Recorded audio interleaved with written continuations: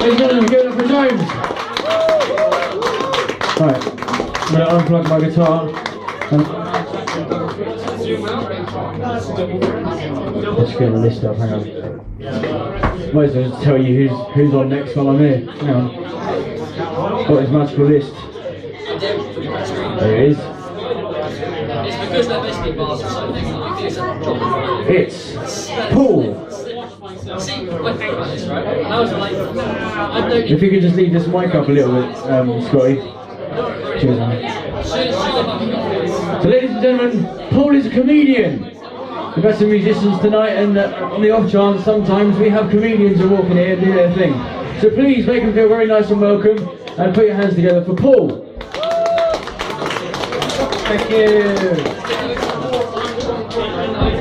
Hello. Let me tell you a little bit about myself, ladies and gentlemen. In my younger years, I was in the French Foreign Legion. Do you realise you are looking at the famous Mad Butcher of Sidi Bel Abbas? Let me tell you about the time I received the medal. I'll turn this one off. No? Oh well, never mind. Let me tell you about the time I received the medal from President Francois Mitterrand. True story. I keep it on my mantelpiece next to my photo of Arthur Scargill. I was in the Special Forces. We used to wear the coveted green kepi. Not many of us around. I remember it as if it were yesterday. This grenade flew in over no man's land, bounced off the top of my helmet, flew into our dugout, hit the photograph of Charles de Gaulle on a mantelpiece and landed over in a corner behind a huge pile of Les Parisiens au naturels.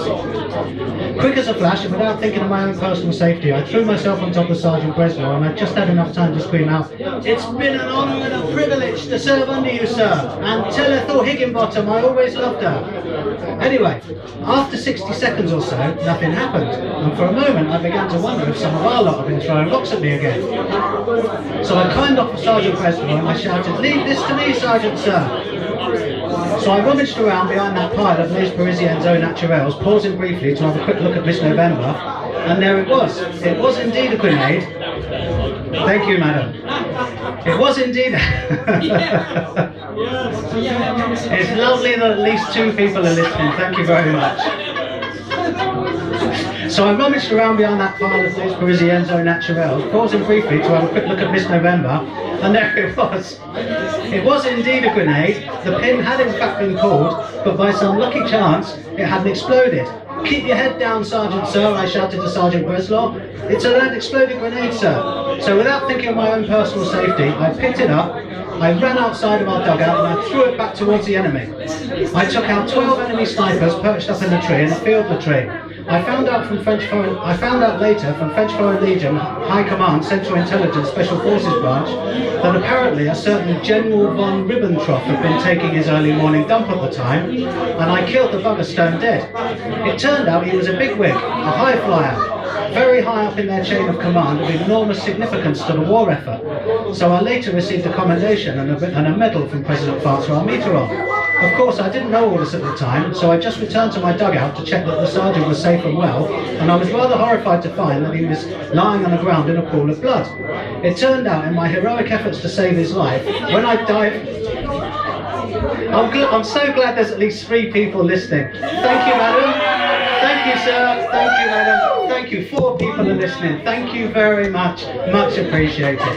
In my heroic efforts to save the sergeant's life, the rim of my helmet had head-butted of his forehead, and the back of his head had landed on the ground and split his head open. Now, fortunately, ladies and gentlemen, I'm a fully trained first aider, so I was very quickly able to administer emergency CPR, revive the sergeant, bring him back to consciousness, sit him up, administer temporary bandaging to his head wound, and pull his trousers and pants down and pump him full of morphine. But it was quite clear to me that his head wound would require immediate stitching, which unfortunately is beyond the realms of my first aider training. So I decided I had to take the sergeant to hospital. So I lifted Sergeant Breslau up onto my shoulders and I carried him outside our dugout. By God, ladies and gentlemen, it was hell out there. The enemy were raining down hellfire and brimstone on us. There were bullets flying around everywhere, IEDs exploding, mortar rockets going off, RPGs flying at me from every direction, tanks going off like you wouldn't believe, Japanese kamikaze pilots bullets flying and landing on the battlefield. So I pulled out my white handkerchief and I waved it to the enemy and I shouted, "Don't shoot, don't shoot. I have a wounded man requiring immediate medical assistance." Well, to my surprise, ladies and gentlemen, they just carried on firing at me. Well, I don't mind admitting I fair lost my temper, ladies and gentlemen. I stopped running, I turned to face the enemy and I shouted, "You rotten, lousy, heathen swine! How dare you fire on a wounded man under a flag of truce? Have you not read the terms of the Geneva Convention? I'll have the name of your senior commanding officer, so I will." Well, to my surprise, ladies and gentlemen, they just intensified their firing. Well, at that moment, ladies and gentlemen, a bullet struck Sergeant Breslau right in the middle of his helmet, which had the effect of bringing him back to consciousness. "What's going on, Barbecue?" he shouted. "Don't you worry, Sergeant, sir, I'm taking you to hospital. Your head wound needs immediate stitching." "Barbecue," he groaned, "we're in the middle of a minefield." "Yes, Sergeant, sir, don't worry, sir, I know where they all are, sir, I laid these mines myself, sir. Look, there's one there, sir." "Barbecue, you idiot, get me out of here, that's an order." "Yes, sir, Sergeant, sir," I cried. So I started running with the sergeant over my shoulders, and how we made it through the battlefield I do not know, ladies and gentlemen, but by the grace of the good Lord we got to the other side, whereupon I immediately commandeered a motorcycle and sidecar at gunpoint and lifted the sergeant into hospital, and we set off for the field hospital. Now everything was fine as we drove through the Forest of Doom, rounded the corner of Dead Man's Pass, took a left at Hangman's Corner and drove through the Forest of No Return. But my heart sank as we reached the River of Certain Death. "The heathen swine, sir," I shouted to Sergeant Breslau. "They've blown the bridge. We shall have to jump the river, sir." "Don't be a damn fool, Barbecue, we shall both be killed." "Don't you worry, Sergeant, sir. I've seen every episode of the Dukes of Hazzard and The Great Escape with Steve McQueen. I'll get you across that river, sir." Well, ladies and gentlemen, I gunned that throttle and we went at the remains of that bridge, and as we took off into the air, ladies and gentlemen, I shouted to Sergeant Breslau, "For the honour and the glory of the Legion and for the love of Ethel Higginbottom, I shall see you in Valhalla, sir." And as we flew through the air, ladies and gentlemen, I held onto the throttle with my right hand while simultaneously firing my weapon Bruce Willis style at the enemy, and I shouted to Sergeant Breslau, "Hold on to your kepi, Sergeant, sir. This is gonna be a bumpy landing." And by Christ it was, ladies and gentlemen, by Christ it was. I don't know how that old rust bucket of a Titmican sidecar held itself together, but hold itself together it did. And I salute those fine technicians at Honda for their outstanding and exemplary work. Well, with the enemy safely on the other side of the river, it was plain sailing all the way to hospital. Well, I lifted Sergeant Breslau out of that sidecar, carried him in. The doctors came out and took one look at him and said, "I'm sorry, son, he's too far gone. His war is over." Well, after what I'd been through that day, ladies and gentlemen, just to get Sergeant Breslau to hospital, there was no way I was going to take that one lying down. I pulled out my pistol, I fired 2 warning shots into the ceiling, and I shouted, "You rotten, useless, lousy quacks! Don't you know who this man is? This is Sergeant Brian Percival Breslau, the hero of the Battle of the Bois de Boulogne, the highly decorated and much beloved sergeant of the Special Forces of the French Foreign Legion, personal friend, close confidant, and special advisor to President Francois Mitterrand, no less. And if you lousy quacks don't operate on this man immediately, I shall telephone El Presidente at his holiday cottage in Saint-Tropez, and I shall make sure you quacks spend the rest of the war cleaning out the latrines at the front lines. And let me tell you, they can get pretty damn whiffy around about midday once the hot sun starts shining down on those old tin roofs." Well, that soon got those quacks moving PDQ, I can tell you. It took an 18-hour operation, 48 pints of blood and 98 stitches to Sergeant Breslau's head to save his life, but save his life they did, and I salute those fine surgeons for their outstanding and exemplary work. For 3 days and 3 nights I remained by my beloved sergeant's bedside, wiping his brow and tending to his more personal needs. And I shall never forget my moment of exquisite joy on the 3rd day when my beloved sergeant sat up in bed and groaned. "Welcome back, Sergeant, sir," I said. And may I say how wonderful it is to see the sergeant sitting up in bed, and I do hope the sergeant regains his eyesight very soon, sir.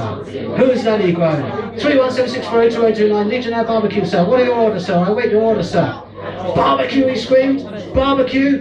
Barbecue? Yes, sir, Legionnaire Barbecue, sir. What are your orders, sir? I await your orders." Well, what Sergeant Breslau ordered me to do that day can't be repeated in front of ladies.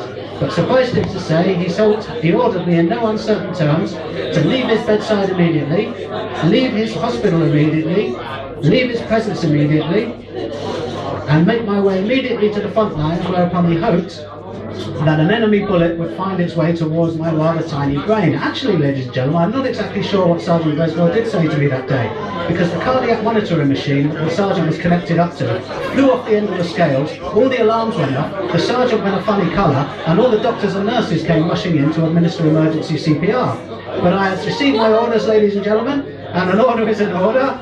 Thank you very much, sir. Nice to know someone's listening. Do appreciate it.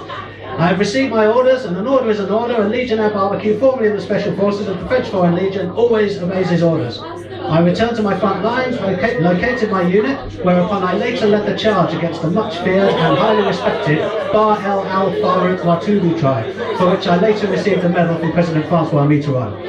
But that, ladies and gentlemen, is another war hero story which I'll save for later. Well, I would just like to say thank you very much for the 2 people in the audience that actually listened to me. You've been a wonderful audience. Thank you very much. Please enjoy the rest of your evening. Thank you very much. Ladies and gentlemen, please give it up one more time for Paul, the comedian. Alright, I'm going to fire some music out here. I'm going to get the next act set up.